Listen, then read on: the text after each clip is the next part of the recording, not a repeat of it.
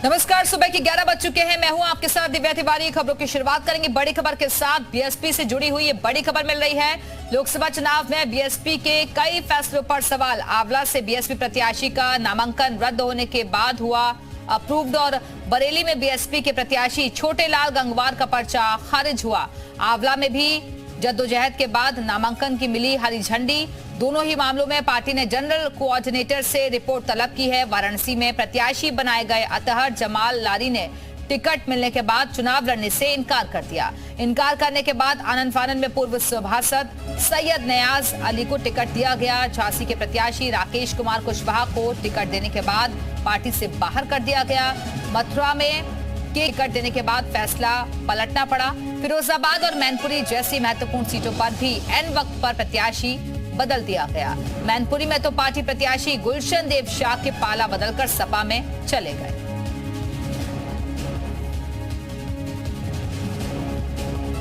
तो general coordinator से report तलब की गई है। चुनाव में बीएसपी के कई फैसलों पर सवाल खड़े हो रहे हैं। कई जगह नामांकन रद्द हो गया।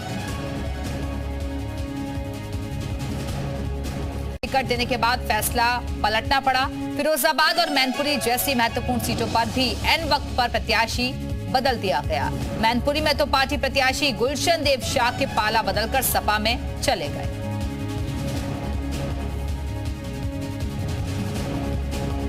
तो जनरल कोऑर्डिनेटर से रिपोर्ट तलब की गई है। चुनाव में बीएसपी के कई फैसलों पर सवाल खड़े हो रहे हैं। कई जगह नामांकन रद्द हो गया।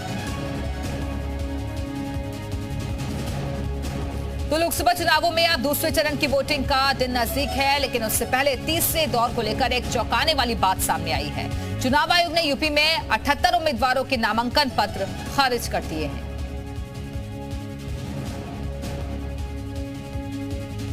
यूपी में तीसरे दौर की वोटिंग को अभी काफी दिन बाकी हैं, लेकिन उससे पहले ही 68 उम्मीदवारों के नामांकन को रद्द कर दिया गया।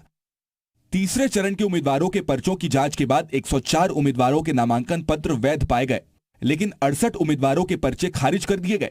आगरा में सभी 11 उम्मीदवारों के नामांकन पत्र वैध पाए गए, जबकि फतेहपुर सीकरी में 19 में से 9 उम्मीदवारों के नामांकन पत्र खारिज हो गए हैं और 10 वैध हैं। फिरोजाबाद में कुल 22 उम्मीदवारों में से 12 के नामांकन पत्र खारिज हो गए और 7 वैध पाए गए।